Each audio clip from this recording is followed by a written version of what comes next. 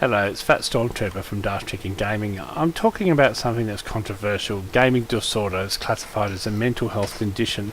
Is a move premature? I mean, there are a lot of gamers in the world. There are literally millions and millions of gamers. Many scientists do continue to be skeptical. I'm from a science background and I am highly skeptical about this. Why should gamers be classed as being a disorder? I guess there are degrees of it. I mean, we talk about people that gamble and those that gamble excessively. We talk about people that drink alcohol and people who are alcoholic. We talk about so-called sexual addicts, but I mean, gaming disorder classified as a mental health condition. So straight away, let's look at WHO, the World Health Organization, the bastion of everything. The International Classification of Diseases is a list of all sorts of diseases. Its version 11 is the most recent, and it talks about digital or video gaming, impaired control over gaming, increased priority gaming given over other activities to the extent it takes precedence over other interests and daily activities, the continuation or escalation of gaming despite the occurrence of negative consequences. So people game and game, they might get obesity, put on weight, don't do their homework, flunk out at school, and all the time it's then a gaming disorder. It might not be an underlying manifestation of the fact that they have some other reason where they can't do things. So they might have autism, or they may have social phobia, depression, they may have had previous sexual abuse, and the gaming is a way which they bury themselves. So it's, I guess the thing is, it's a very controversial thing.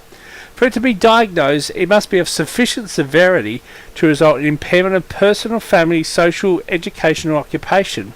And it has to be present for at least a year. Okay, so a lot of gamers are quite young, and really a lot of these behaviours for them to become established would normally pertain to the adult, but a lot of these gamers are so-called teenagers, and teenagers do have a perception of obsessionality. I mean, for example, we go through the stage where we're obsessed with certain things. Little kids might be obsessed with a certain teddy bear or a type of animal or dog, or like seeing fans spinning, or car. So people are obsessed at different ages, and being obsessed at different ages does not necessarily equate with the fact that you have a gaming disorder. So I think that's something that really we have to look at, if this is how accurate is this. And there is also some countries where gaming is more acceptable, like it may be more acceptable in some of the developed countries where it's almost a norm that people game a lot.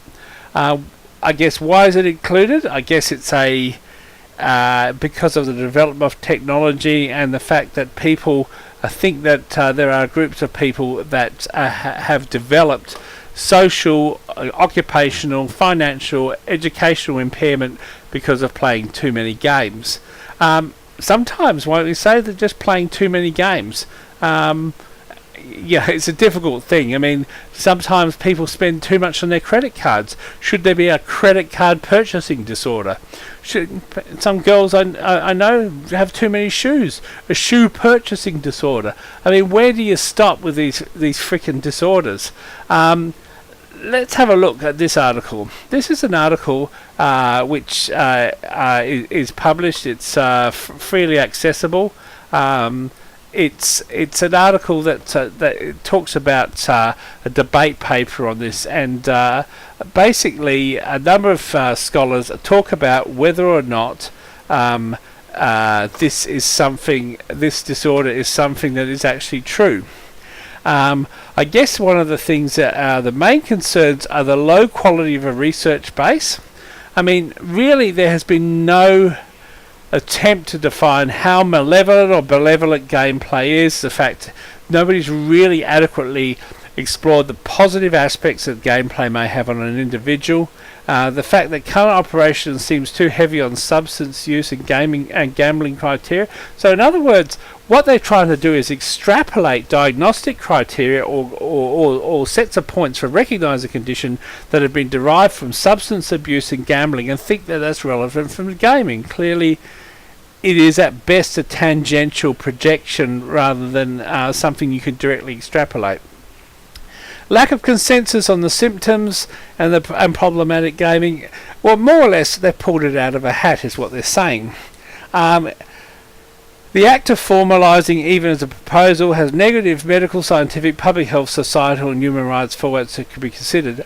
I mean, basically, are gamers going to be discriminated against because of somebody pulling an arbitrary disorder? I guess let's have a look at DSM-5. DSM-5 is a diagnostic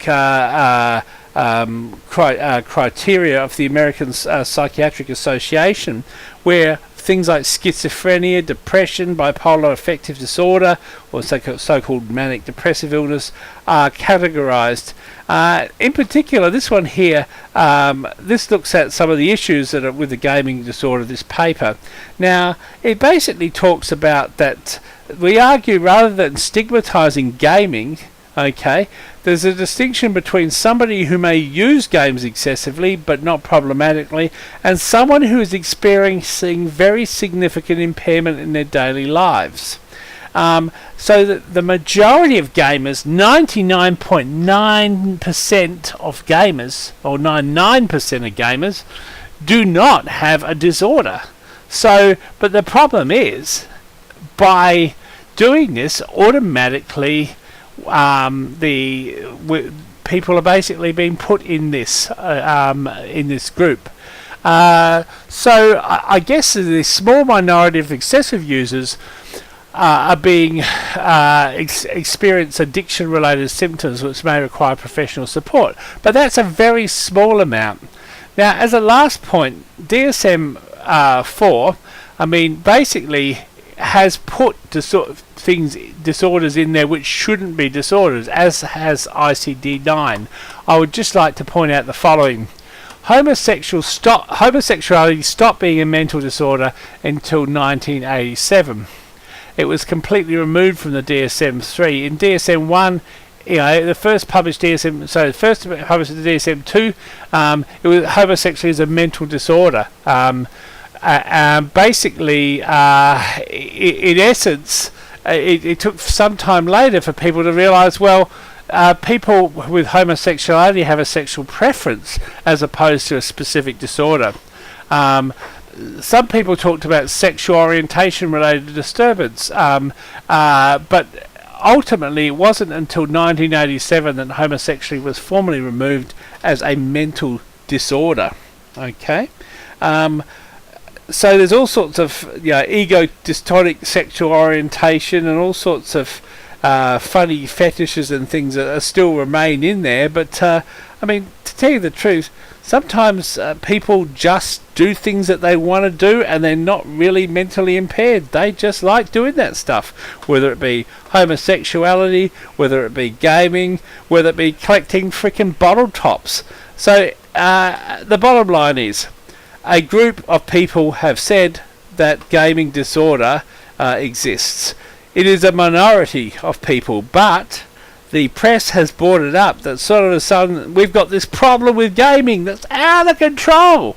Okay, but even the scholars argue about this.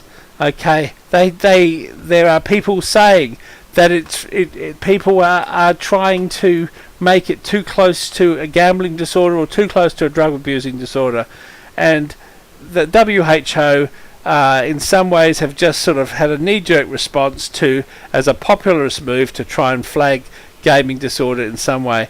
As a gamer and somebody who is also a professional, and as a gamer who knows a lot of people who both study effectively, engage in school life, and engage in all sorts of aspects of their life while playing games quite, very frequently, I do not see that these people have a disorder.